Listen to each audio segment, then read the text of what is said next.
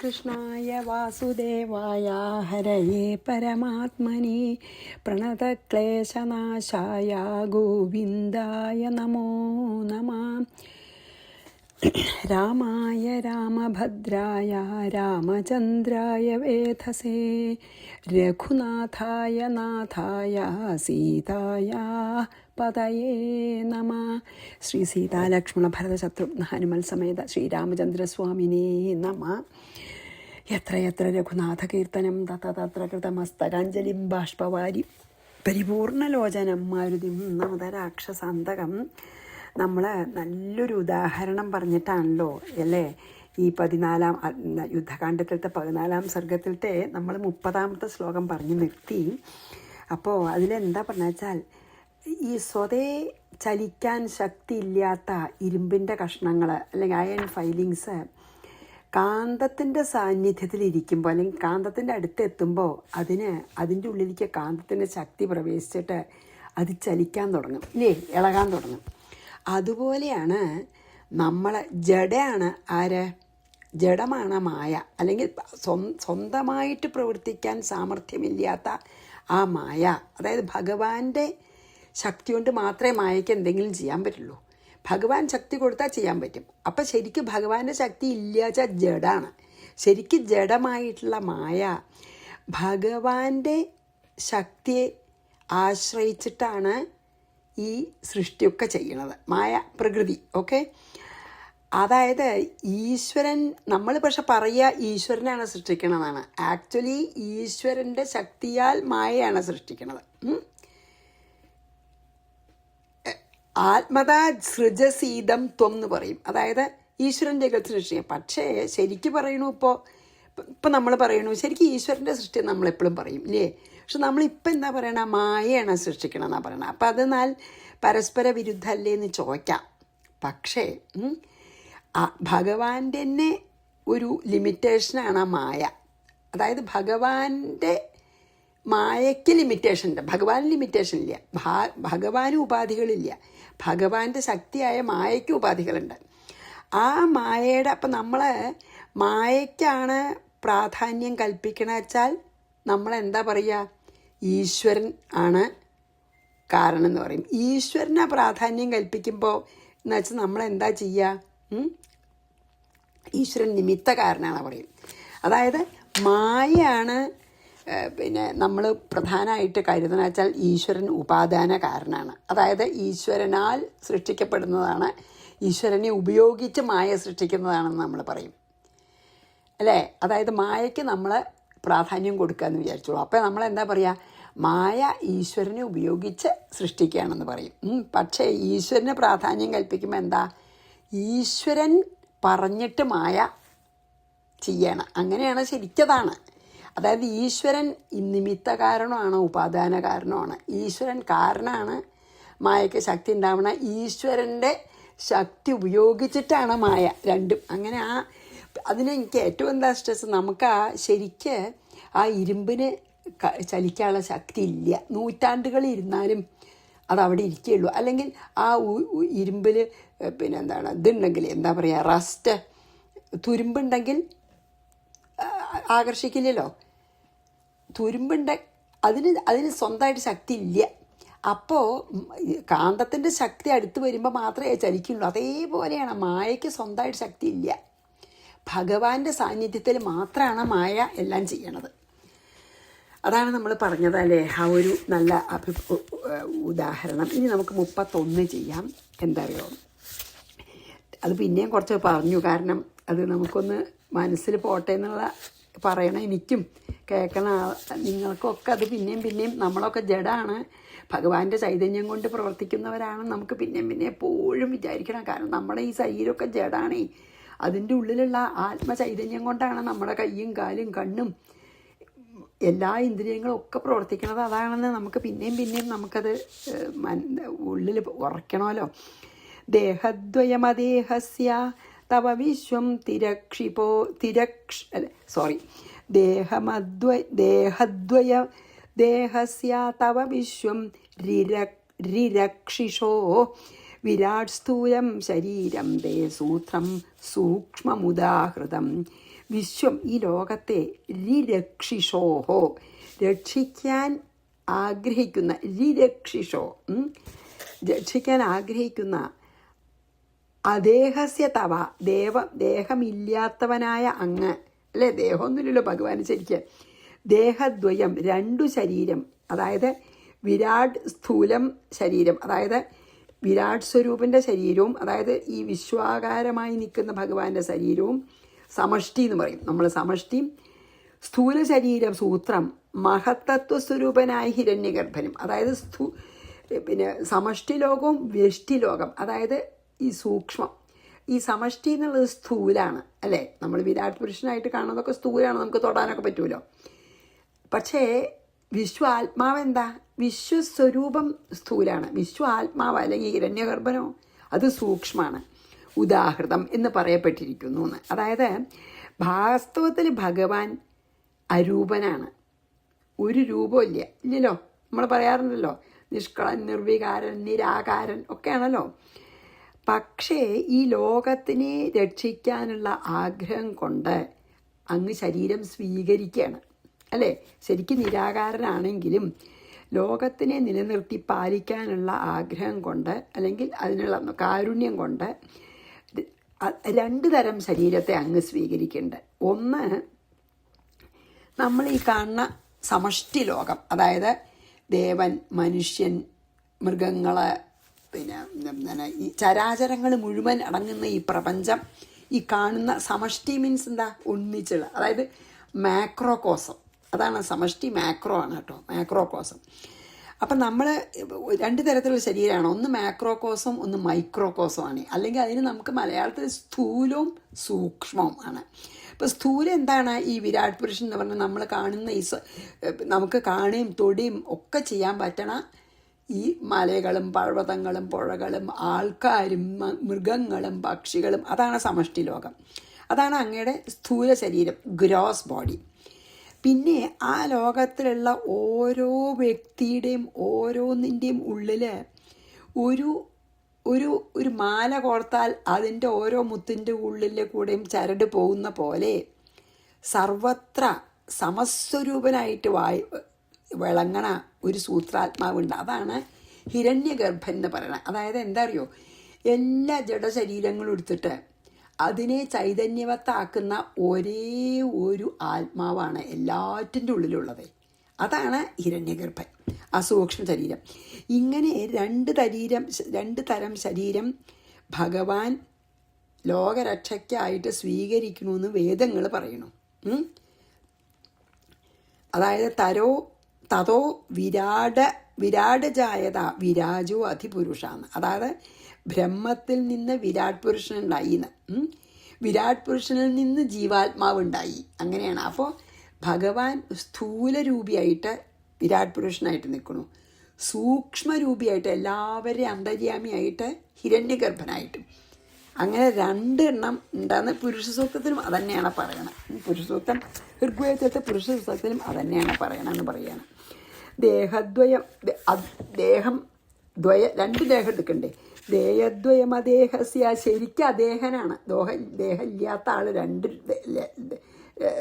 ദേഹം എടുക്കുകയാണ്. വിരാട് ആയിട്ടുള്ള സ്ഥൂലമായിട്ടുള്ള ഗ്രോസ് ബോഡിയും എല്ലാവരുടെയും ആത്മാവായിട്ടുള്ള സൂക്ഷ്മമായിട്ടുള്ള സട്ടിൽ ബോഡിയും. അതാണ് ദേഹദ്വയം. എങ്ങനെയുള്ള ആളാ, അദേഹസ്യ, ശരിക്കും ദേഹമില്ല. തവ വിശ്വം രിരക്ഷിഷോഹോ, എന്തിനാ അങ്ങനെ എടുക്കണ 2 രൂപത്തിൽ, ഈ ലോകത്തിനെ രക്ഷിക്കാൻ. വിരാട് സ്ഥൂലം ശരീരം തേ സൂത്രം സൂക്ഷ്മമുദാഹൃതം. അങ്ങനെ 2 തരം, സ്ഥൂലം സൂക്ഷ്മവും, അതാണ് പറഞ്ഞത്. ഇനി 32. വിരാജ സംഭവന്ത്യേ അവതാരാ സഹസ്രശാക്കാര്യാന്തേ പ്രവിശന്ത്യേവ വിരാജം രഘുനന്ദന. വിരാജ, ഈ വിരാട് പുരുഷനിൽ നിന്ന് ഏതേ അവതാര, ഈ അവതാരങ്ങൾ സഹസ്രശ അനേകങ്ങളായിട്ട് സംഭവിക്കുന്നു. രഘുനന്ദന, ഹേ രഘുശ്രേഷ്ഠ, കാര്യന്തേ, ഈ കാര്യത്തിൻ്റെ അവസാനത്തിൽ വിരാജമേവ, വിരാട് പുരുഷനെ തന്നെ പ്രവേശിക്കുന്നു. എന്താ പറഞ്ഞാൽ, ഹേ ഭഗവാനെ, രാമചന്ദ്ര ഭഗവാനെ, വിരാട് പുരുഷനിൽ നിന്ന് പിന്നെ മത്സ്യം, കൂർമ്മം എന്നുള്ള അവതാരങ്ങളെ എത്രയോ ഉണ്ടാവണു. നമ്മൾ പ്രധാനമായിട്ടുള്ളത് 10 പറയാറുണ്ട്, അത്രയേ ഉള്ളൂ. എത്രയോ അവതാരങ്ങൾ പിന്നെ അതിൽ ഉണ്ടാവണു. അവതരിച്ച കാര്യം എന്തിനാണ് വേണ്ടിയിട്ടാണ് അവതരിച്ചത്, അതിൻ്റെ ആ അവതാരോദ്ദേശം കഴിഞ്ഞാൽ ആ അവതാരമൂർത്തികൾ വിരാട് പുരുഷനിൽ തന്നെ ലയിക്കുകയും ചെയ്യണമെന്ന്. അതായത് ഏതെന്നാണ് വന്ന് അതിൽ തന്നെ പോയി ലയിക്കും. അതായത് ഈ സ്ഥൂല ശരീരമായിട്ടുള്ള വിരാട് പുരുഷൻ നാനാവിധങ്ങളായിട്ടുള്ള എല്ലാ അവതാരങ്ങളുടെയും മൂലാണ്. അതായത് സകല അവതാരങ്ങളുടെയും ഉൽപ്പത്തി സ്ഥാനം വിരാട് പുരുഷനാണ്. എന്നിട്ട് അവതാരോദ്ദേശം കഴിഞ്ഞാൽ വിരാട് പുരുഷനിൽ തന്നെ ലയിക്കുന്നു എന്നാണ് അപ്പം ഇതിൽ പറഞ്ഞത്. അതുതന്നെയാണ് ഭാഗവതത്തിലും പറയണത്. വിരാജ സംഭവന്തിയതേ അവതാര സഹസ്രശാകാര്യാന്തേ പ്രവിശന്ത്യേവ വിരാജം രഘുനന്ദന. 33 അവതാരകഥാം ലോകേ യേ ഗായന്തി ഗൃണന്തി ച അനന്യമനസോ മുക്തിസ്തേഷാമേവ രഘുത്തമ. അവതാരകഥയെ ലോകത്തിൽ ഏതൊരുത്തർ അനന്യമനസ വേറൊരു വിഷയത്തിലേക്ക് മനസ്സ് പോവാതെ ഏകാന്തമായിട്ടുള്ള ഏകാഗ്രതയോടെ ഗാനം ചെയ്യുന്നുവോ, ഗൃണന്തി ഉച്ചരിക്കുകയും ചെയ്യുന്നുവോ, ഹേ രഘുത്തമ തേഷാം ഏവ അവർക്കു തന്നെ മുക്തി. ഇനി എന്താ പറയണേ, അതായത് എന്തിനായിട്ടാണ് ഈ ഭഗവാൻ ലോകനന്മയ്ക്കായിട്ട് ഭഗവാൻ ഓരോ അവതാരോദ്ദേശം സാധിക്കാനായിട്ട് ഇങ്ങനെ മത്സ്യകൂർമ്മ, വരാഹ, നരസിംഹ, വാമന, അല്ലേ, പരശുരാമ, രാമാവതാരങ്ങളോ കൃഷ്ണാവതാരം വരെ ഒക്കെ എടുക്കണു. എന്തിനാണ് സ്വീകരിക്കണമെന്ന് വെച്ചാൽ ലോകാനുഗ്രഹത്തിന് വേണ്ടി മാത്രമാണ് അവതാരം. അപ്പോൾ ലോകത്തിലെ ഏതൊരുത്തരാണ്, അതായത് ലോകത്തിൻ്റെ അനുഗ്രഹത്തിന് വേണ്ടിയിട്ടാണ് എല്ലാ അവതാരങ്ങളും എടുത്തിരിക്കുന്നത്, അല്ലേ, നമുക്കറിയാലോ, കുറേ നമ്മൾ ഭാഗവതത്തിലൊക്കെ കണ്ടില്ലേ. അപ്പോൾ ലോകാനുഗ്രഹത്തിന് വേണ്ടിയിട്ടാണ് ഭഗവാൻ ശരീരം എടുത്തിട്ട് അവതരിക്കണത്, അല്ലേ. അപ്പോൾ ഇതിലെന്താ പറഞ്ഞ വെച്ചാൽ ആരാണ് ശ്രദ്ധയോടുകൂടി ഏകാഗ്ര മനസ്സോടുകൂടി ഏകാഗ്ര ഭക്തിയോട് കൂടിയിട്ട് അവതാര കഥകളെ, എല്ലാ അവതാരങ്ങളുടെയും കഥകളെ കീർത്തിക്കുകയും ഉച്ചരിക്കുകയും അല്ലെങ്കിൽ നാമോച്ചരിക്കുകയൊക്കെ ചെയ്യണത്, ഹേ രഘുത്തമ, അവരെന്നെയാണ് ഈ കർമ്മബന്ധനത്തിൽ നിന്ന് മോചിതരായിട്ട് മോക്ഷത്തെ പ്രാപിക്കുന്നവർ. എന്താ വെച്ചാൽ ഈ അവതാരങ്ങൾ എടുക്കുന്നത് മുഴുവൻ ലോക നന്മയ്ക്കാണ്. അപ്പോൾ ആരാണോ ആ അവതാരകഥകളെ ഭക്തിപൂർവം സ്മരിക്കുകയും പറയുകയും കേൾക്കുകയും ഭഗവത് നാമങ്ങൾ ചൊല്ലിയൊക്കെ ചെയ്യണ, അവർക്ക് തീർച്ചയായിട്ടും കർമ്മബന്ധനത്തിൽ നിന്ന് മോക്ഷം കിട്ടുന്നുള്ളത് സംശയമില്ല. അവർ പരമപുരുഷാർത്ഥമായിട്ടുള്ള മോക്ഷത്തെ പ്രാപിക്കുന്നു എന്നാണ് പറഞ്ഞത്. അവതാരകഥാം ലോകേ യേ ഗായന്തി ഗൃണന്തി ച അനന്യമനസോ മുക്തിസ്തേഷാമേവ രഘുത്തമാ. 34 ത്വം ബ്രഹ്മണ പുരാ ഭൂമേർഭാരഹാരായ രാഘവ പ്രാർത്ഥിതസ്തപസാ തുഷ്ടസ്ത്വം ജാതോസി രഘോകുലേ. രാഘവ, ത്വം, ഹേ രാമചന്ദ്രപ്രഭോ, അങ്ങ് ഭൂമിയുടെ ഭാരഹാരായ, ഭൂമിയുടെ ദുഷ്ടന്മാർ മൂലമുള്ള ഭാരം കുറയ്ക്കാൻ, പുരാ ബ്രഹ്മണ, പണ്ട് ബ്രഹ്മാവിനാൽ പ്രാർത്ഥിക്കപ്പെട്ടു. എപ്പോഴും ബ്രഹ്മാവാണല്ലോ പോയി പ്രാർത്ഥിക്കണത്, ഭൂമി ദേവിയും ദേവന്മാരും കൂടി കൊണ്ടുപോയിട്ട്. തപസ്സുകൊണ്ട് തുഷ്ടഹത്വം, അങ്ങനെ ബ്രഹ്മാവിൻ്റെ തപസ്സുകൊണ്ട് സന്തോഷിച്ച അങ്ങ് രഘോകുലേ, രഘുവിൻ്റെ കുലത്തിൽ ജാത അസി, ജനിച്ചവനാകുന്നു. അതെനിക്കറിയാമെന്ന് പറയാണ്. ഹേ രാമചന്ദ്രപ്രഭോ, ഭൂമിയുടെ ഭാരമായി ഭവിച്ചിരിക്കുന്ന ദുഷ്ടജനങ്ങളെ സംഹരിക്കണമെന്ന് പണ്ട് ബ്രഹ്മാവ് അങ്ങോട് പ്രാർത്ഥിച്ചു.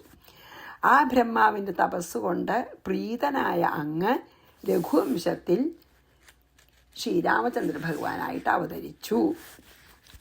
ത്വം ബ്രഹ്മണ പുരാ ഭൂമേർഭാരഹാരായ രാഘവ പ്രാർത്ഥിതസ്തപസാ തുഷ്ടസ്ത്വം ജാതോസി രഘോ കുലേ. ഈ 2 ശ്ലോകം. ദേവകാര്യമശേഷേണ കൃതം തേ രാമദുഷ്കരം ബഹുവർഷസഹസ്രാണി മാനുഷം ദേഹമാശ്രിത കുർവൻ ദുഷ്കരകർമാണി ലോകദ്വയഹിതായ ച പാപഹാരീണി ഭുവനം യശസാ പൂരയിഷ്യസി.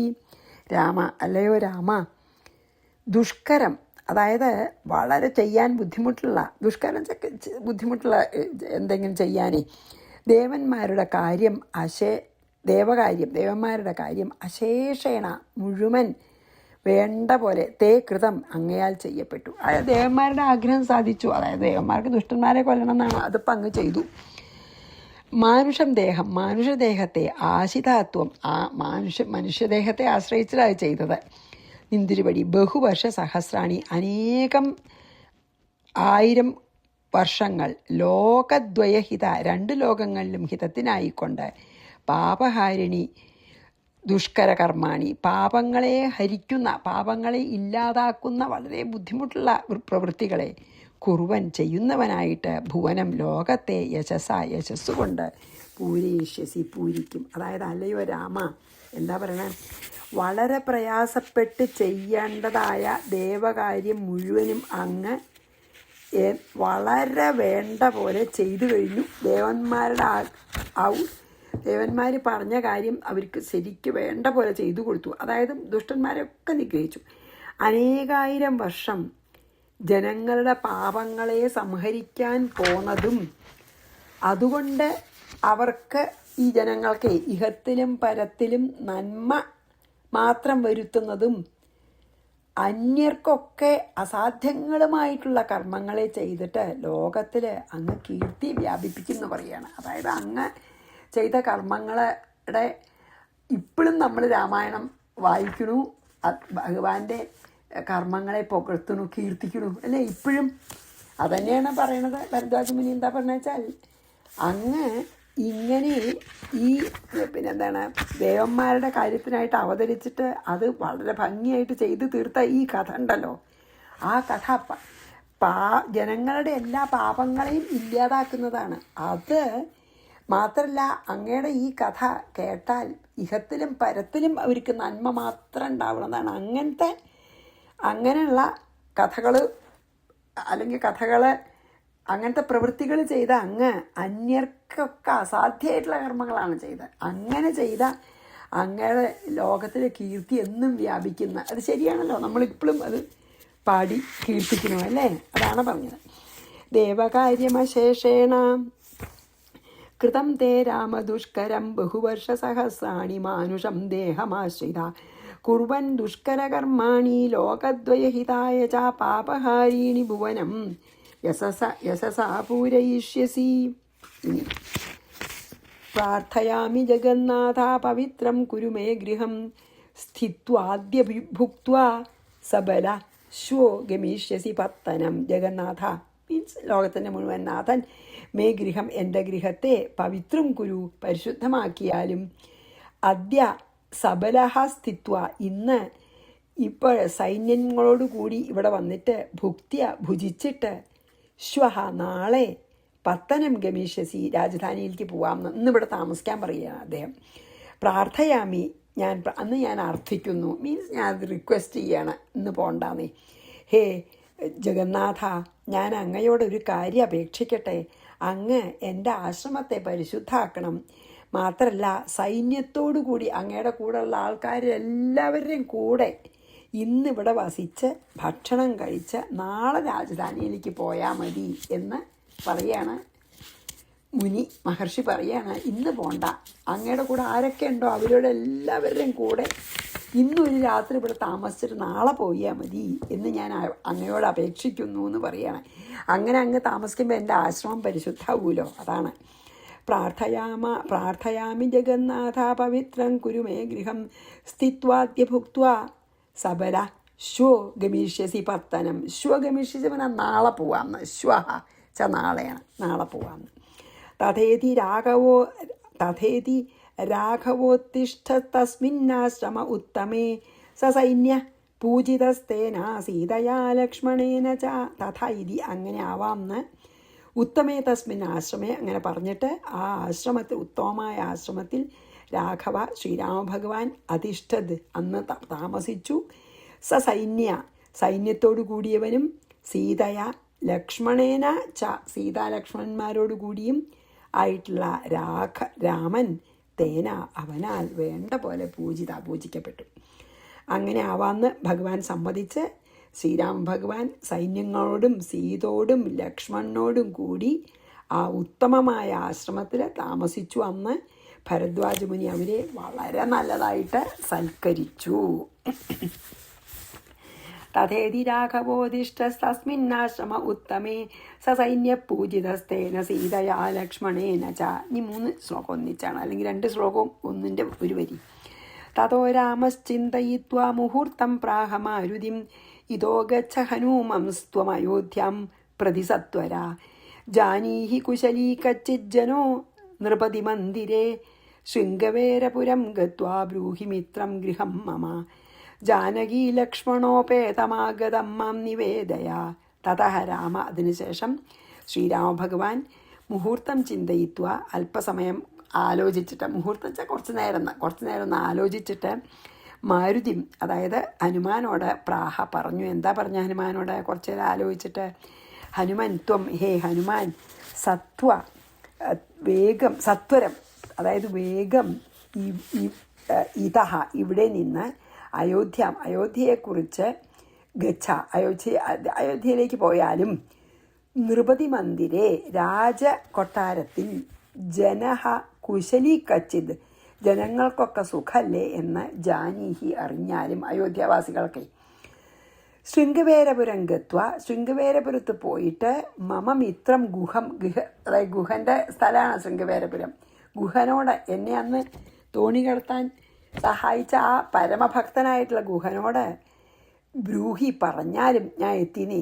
ജാനകി ലക്ഷ്മണോപേതം ജനകപുത്രിയോടും ലക്ഷ്മണോടും കൂടിയവനായിട്ട് ആഗതമ്മ ഞാൻ വന്നിരിക്കുന്നു എന്ന് നിവേദയ അറിയിച്ചാലും. അതായത് 14 കൊല്ലം തികയണ ദിവസമാണ് ഭരദ്വാജ ആശ്രമത്തിൽ എത്തിയിരുന്നത്. പിറ്റേ ദിവസം ഭരതൻ്റെ അടുത്ത് എത്താണ്ടിരുന്നാൽ ഭരതൻ അഗ്നി ചാടിയിട്ട് ദേഹത്യാഗം ചെയ്യുന്നതാണ് പറഞ്ഞത്. അതായത് 14 വർഷം കഴിഞ്ഞിട്ട് പിറ്റേ ദിവസം ഏട്ടൻ വന്നില്ലെങ്കിൽ ഞാൻ അഗ്നിയിൽ ചാടി എൻ്റെ ദേഹം ത്യജിക്കുന്നു പറഞ്ഞിട്ടുണ്ട്. അപ്പോൾ 14 വർഷം തികയണ ദിവസമാണ് ഭരദ്വാജാശ്രമത്തിലെത്തിയത്. എന്നിട്ട് അന്ന് രാത്രി അവിടെ താമസിച്ചു. ഇപ്പം പിറ്റേ ദിവസം പോണേ, പിറ്റേന്ന് ഭരതൻ്റെ അടുത്ത് എത്താഞ്ഞാൽ ഭരതൻ ദേഹത്യാഗം ചെയ്യും തീ ചാടിയിട്ട്. അതുകൊണ്ട് ഭരതനെ അറിയിച്ചാൽ ഞാൻ ഇവിടെ എത്തി, നാളെ വരാമെന്നേ. അല്ലെങ്കിൽ ഭരതൻ എന്താ വരാത്ത വെച്ചിട്ടേ. അതുകൊണ്ടാണ് ഈ വന്ന വിവരം ഭരതനെ അറിയിക്കേണ്ടത്. അതിനാണ് പിന്നെ ഹനുമാനോട് പറഞ്ഞ, ഹേ ഹനുമാൻ, നീ അയോധ്യയിലേക്ക് വേഗം പൊയ്ക്കോളൂ. എന്നിട്ട് അവിടെ രാജ കൊട്ടാരത്തിൽ പോയിട്ട് എല്ലാവർക്കും സൗഖ്യമല്ലേ എന്നൊക്കെ അറിയൂ.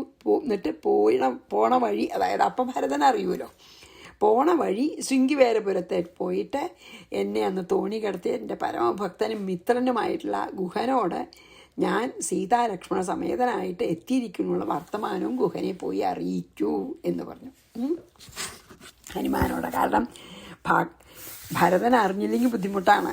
കാരണം ചിലപ്പോൾ ഭരതൻ വന്നില്ല എന്ന് വിചാരിച്ചിട്ട് ദേഹത്യാഗം ചെയ്താലോ.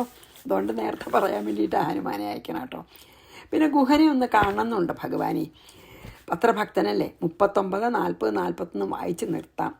തതോ രാമശ്ചിന്തയിത്വാ മുഹൂർത്തം പ്രാഹ മാരുതിം ഇതോ ഗച്ഛ ഹനൂമംസ്ത്വമയോധ്യാം പ്രതി സത്വര. വേഗം പോകാൻ പറയണ്ട. ജാനീഹി കുശലീ കച്ചിജ്ജനോ നൃപതി മന്ദിരേ. അവിടെ പോയിട്ട് അയോധ്യാവാസികളും ഭരതനും ഒക്കെ സുഖമായിരിക്കില്ലെന്ന് അറിയണേ. അതാണ് കുശലം അല്ലേന്ന്. ശൃംഗവേരപുരം ഗത്വ. എന്നിട്ട് പിന്നെ വഴിയിൽ ആണ് ശൃംഗവേരപുരം. വഴിയിൽ ശൃംഗവേരപുരത്തിലെത്തുമ്പോൾ ബ്രൂഹി മിത്രം ഗുഹം മമ, എൻ്റെ മിത്രമായിട്ടുള്ള ഗുഹനോട് വിവരം പറയൂ. എന്താ? ജാനകി ലക്ഷ്മണോപേതമാഗതം, ജാനകി ലക്ഷ്മണ സഹിതനായിട്ട് ഞാൻ വന്നിരിക്കുന്നു. ആര്? ഞാൻ എന്ന നിവേദയാ അറിയിച്ചാലും, മാം നിവേദയാ അറിയിച്ചാലും എന്ന് പറഞ്ഞു.